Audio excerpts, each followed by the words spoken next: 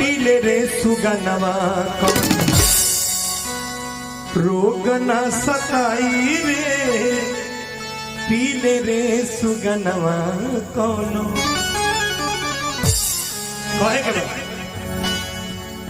अरे राम हम डॉक्टर उनकर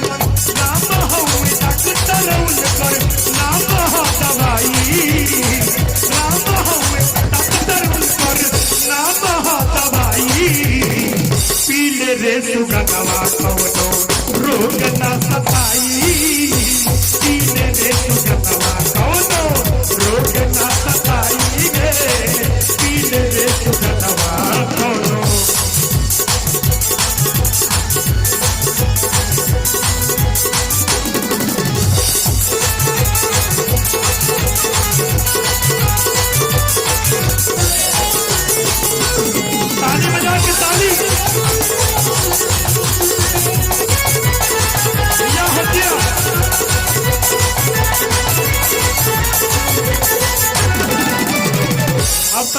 अब तनी ध्यान दिहल जाए के पियल के तरफ एही रे नामावा के पियले हनुमान और छनही में गईले समुंदर के फान जी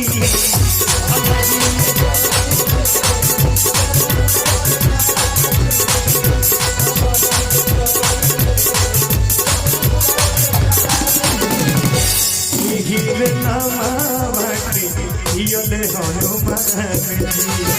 छनही में गईले समुंदर के फान जी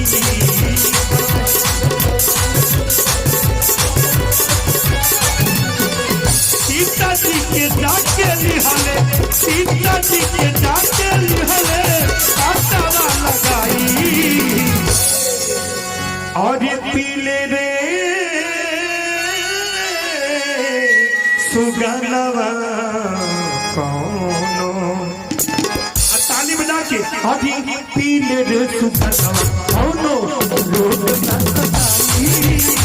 पीले रे सुगनवा कौनो रोग न सताई पीले रे सुगनवा कौनो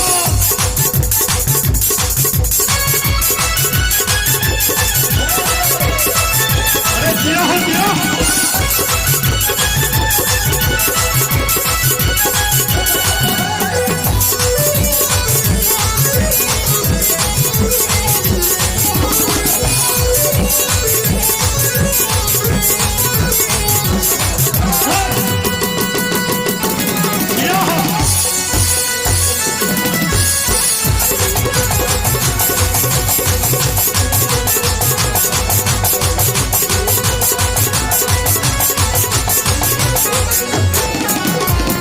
देखिए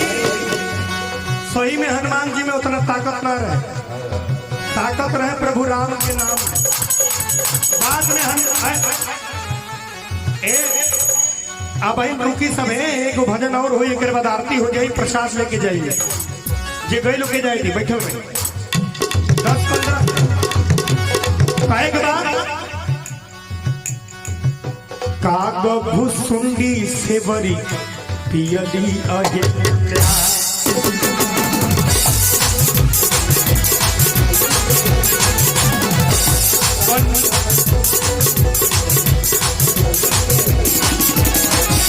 बनी गई नारी जवन रहली उसीना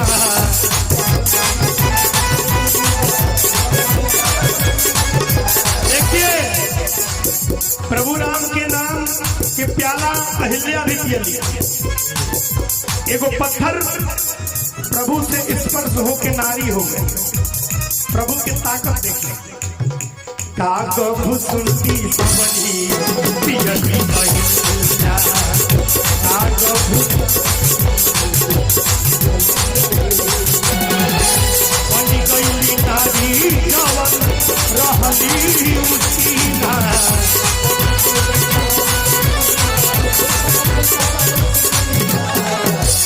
जटायु पियले जटायु पियले दर्शन के पाई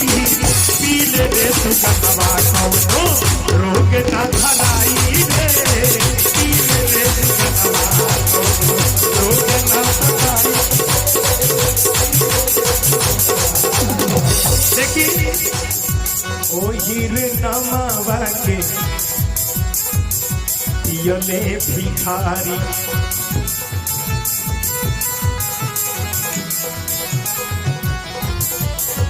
शर्मा बलदेव बनले बड़का पुजारी।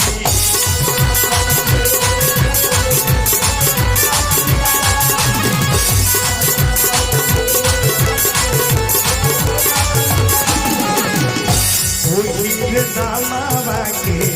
पियले भिखारी। और तुम अंकित भैया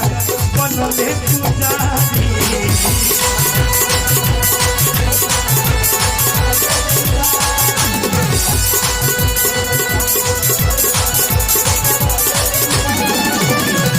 चाचा टुटू सिंह जितियनी, चाचा टुटू सिंह